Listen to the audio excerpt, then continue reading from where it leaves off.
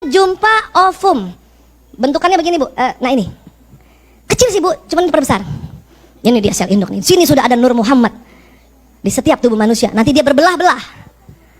Makanya sel induk itu setelah berbelah-belah menjadi sel yang banyak. Ya, banyak. Ini teorinya ya. Kita nggak usah hafalin. Cuman saya mau bilang bahwa ini ada landasan ilmiahnya. Ya. Next lagi. Jadi ada dokter Korea yang mencoba ngambil sel induk jantung seseorang. Ya, ini jantung orang udah mau rusak, diambil sel induknya. Ya, lewat sum tulang belakang. Itu susah banget loh, Bu. Nih stem cell dicari mana sel induknya. Baru dimasukin lagi. Bersihin, masukin lagi, ya. Sehingga jantung yang selnya rusak jadi bagus. Nah, yang unik adalah, oke, next lagi. Jadi ada sebuah wawancara di Al Jazeera Channel, dokter Korea yang tadi dipertemukan dokter, ya, dokter Raja Arab yang juga orang sufi. Dan mereka berkesimpulan sel induk itulah Nur Muhammad SAW. Ya, jadi ini bukan kata Aisyah ya, Bu. Ini penelitian dari dokter-dokter yang juga sufi. Ya, dan ternyata ngambil sel induk itu sudah ada sejak zaman Ibnu Sina, Avicenna. Paham ya, Bu? Nah, terus ternyata di mana sel induk itu kalau kita mau cari? Ada di plasenta bayi. Makanya sekarang ada budaya plasenta disimpan untuk dijaga stem selnya. Besok-besok yang punya plasenta sakit diambil dari situ. Dan gak cuman punya dia saja, omnya, keluarga adeknya, tantenya, dari ayah, dari ibu juga bisa ambil. Apalagi penyakit autoimun, bisa ambil dari situ. Disimpannya di suhu minus 195,6 derajat untuk menjaga kualitasnya. Namun itu berbayar, Ibu. Yang paling murah 60 juta sampai 300 jutaan, belum biaya tahunan maintenance-nya. Bisa, Bu. Namun memang harus ada ikhtiar dananya. Dan juga kalau diambil masukin ke tubuh tuh sakit. Ya.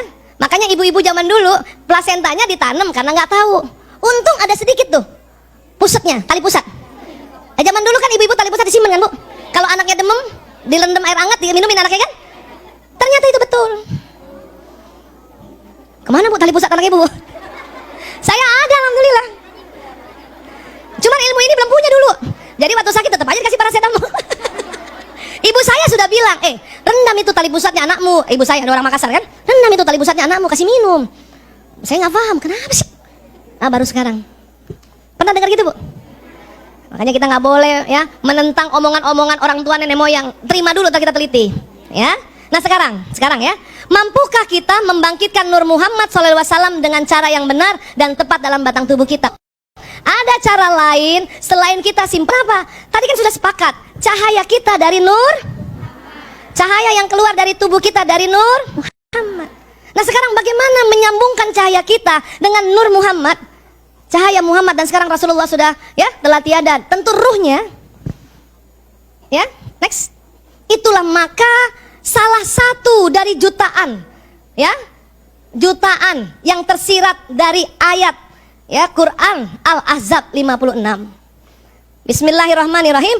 Innallaha wa malaikatihi yusholluna 'alan nabi. Terus apa lagi? Ya ayyuhallazina amanu shollu alaihi wasallimu tasliman.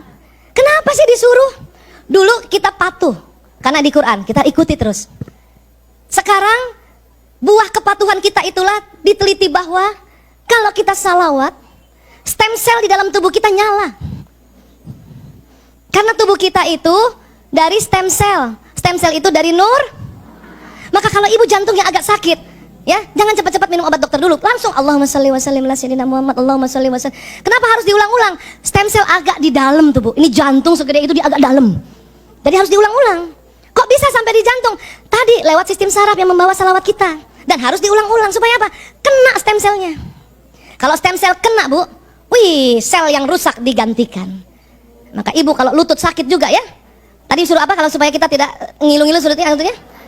Allahu Akbar, Subhanallah, Allahumma shalli wa sallim ala sayyidina Muhammad. Ibu bayangin, arahkan ke situ. Allahumma shalli wa sallim ala sayyidina Muhammad. Allahumma shalli wa sallim ala sayyidina Muhammad. Allahumma shalli wa sallim ala sayyidina Muhammad. Ya, Bu. Makanya tadi saya bilang kalau watak ibu lagi angot-angotan, baca salawat. Allahumma shalli wa sallim ala sayyidina Muhammad. Allahumma shalli. Itu anak ibu lagi angot-angotan. Ibu ya punya anak SMP, kita bulan lalu udah belajar kan? Nggak bisa sembarangan ngomong sama anak SMP kan. Mending ibu belai-belai kepalanya, pas dikena wataknya, Allahumma sholli wa sallim ala sayyidina Muhammad, Allahumma sholli wa sallim ala sayyidina Muhammad. Begitu. Jangan dikit-dikit nasihatin anak lewat mulut. Anak SMP lewat mulut, ya dia reject. Mending kita bacain salawat. Sini sayang, ibu aku sebel banget, sakit kepala ya, sini ibu pijetin. Begitu juga suami kita. Kalau ibu disuruh minta pijet, dia kesempatan. Allahumma sholli wa sallim ala sayyidina Muhammad. Betul. Ya Allah.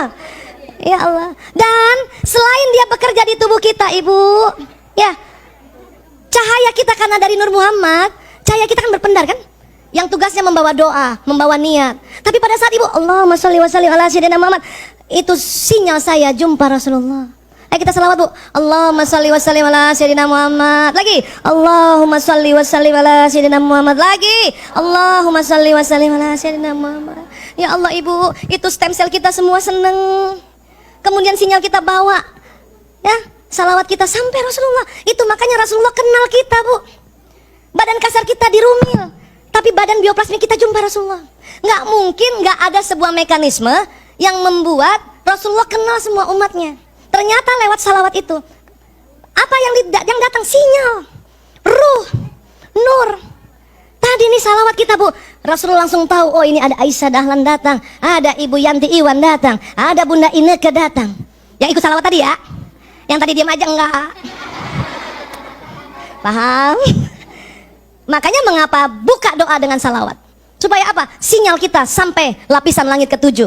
Karena disepakati oleh ulama, ruh Nabi, ruh Rasul, ruh orang beriman disimpan Allah pada saat alam barzah ini di lapisan langit ke-7. Jadi kalau ibu mau doa, mengapa kita diminta salawat dulu? Allahumma sholli wa sallim ala sayyidina Muhammad. Ya?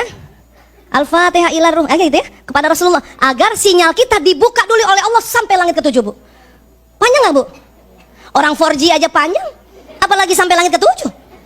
Ibu punya anak dimanapun di belahan bumi ini, kalau ibu sudah buka doa dengan salawat, sampai sinyal ibu tempat itu. Kalau buatan manusia 4G, kita 40G 40, bu. Paham ya, bu? Keren kan? Maka dengan salawat itu saja kita sudah dapat syafaat di dunia, dibantu oleh Allah lewat perantara nabinya, untuk kita memanjangkan sinyal kita. Untuk apa sih? Emang di dunia untuk apa, bu? Saling memberi pesan. Nah, kenapa ibu pegang terus itu gadget? Untuk saling memberi pesan kan? Padahal manusia adalah gadget alam semesta. Kita nggak ada gadget, nggak usah takut, bu. Kita bayangin aja wajah siapa, bicara sama dia, sampai, bu. Tergantung dia lagi tidur apa enggak.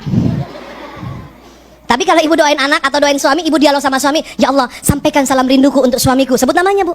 Priyanto bin Sismadi bin Parto Dimulyo. Oh, harus panjang. Kalau Priyanto aja ada 1000 Priyanto di dunia ini. Nanti dapat semua kan? Nah, itu, bu, saat itu juga suami kita kalau dalam keadaan rileks, ada kuncinya ya, keadaan rileks, dia terima. Kalau dia keadaan tegang, kadang nggak terima, dia rileks. Tapi nggak usah juga sampai rumah, ayah, rasa nggak tadi aku salamkan rindu? Nggak usah juga begitu. Ngapain sih cek and recheck, kepo banget. Kemudian, ya, makanya banyak sekali hadis-hadis Rasulullah meminta kita bersalawat.